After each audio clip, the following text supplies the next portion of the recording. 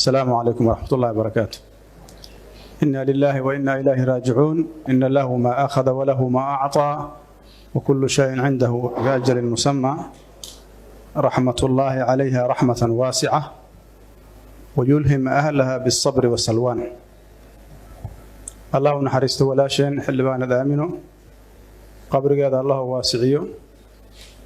أهل كذي يا قرابة ذي يا صاحبة ذي يدتك صوم الدماء صبر إيمان الله كسيه مدح هذا شرفت له يدتك سوق يبقى لما شيخ وجه مدح رئيس وزراء مدحين حسن شيخ قدومي عبد حاشي قدومي هراء جواري محنكو إلى هذا رئيس وزراء هراء دمان مدح ذا كلا دوان ماشي جوكتا قدومي كوانكي أغلى كسرة dhaqanka xildhibaanada iyo wasiirada heer gobol iyo heer federaal waxaan idinku salaamaa ka soo qabgalaasha dhamaantood assalaamu calaykum waraxmatullaahi wabarakaatuh. intaas kadib waxaan u fadhinaa caawa walaashan inaan u duceyno oo aan ku qanacsannahay inay ku dhimato qadiyad caadila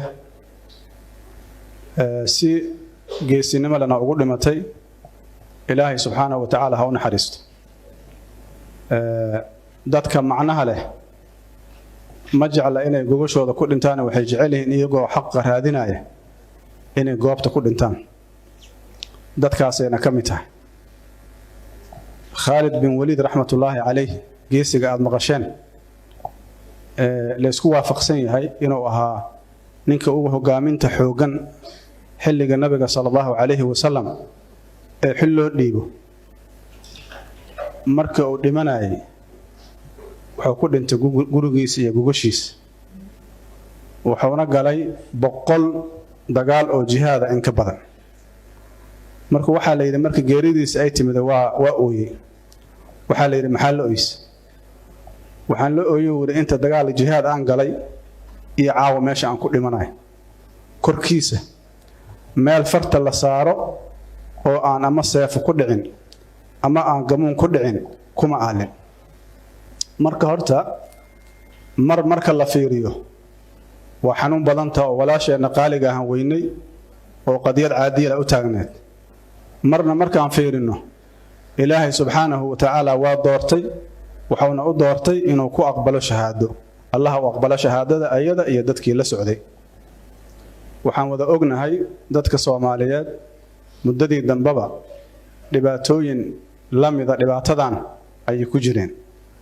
waxay u sacaynaysay ordaysana dhibaatadaas inay dhamaatay ahayd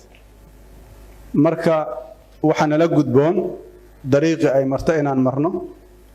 oo la helo nidaam cadaalada oo ummadda Soomaaliyeed dhiigooda daadanaya dulmiga dul saaran cabsida iyo walwalka dul saaran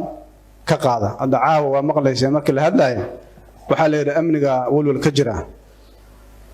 marka haddii loo jeesto oo la isxil saaro waxaan aaminsanahay in laga gudbi karo laakiin inta qof walba madaxa uu gadaal marinayo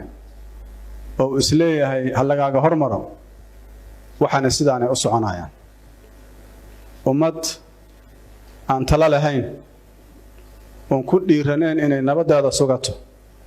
nabad ma astaahish mana arkayso marka waxaan naga rabaa inaan ku dhiirano talada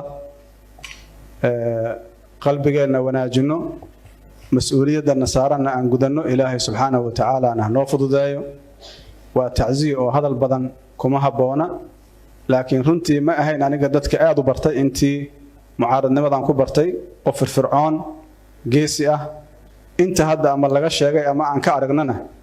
waxay ahayd runtii qof qaali ah ilaahay subxaanahu wa tacaala ha u naxariisto ayada dadka la midka kuwa dhintay kuwa joogana ilaahay tala wanaagsan oo dadkan lagu badbaadiyo allah nagu duwo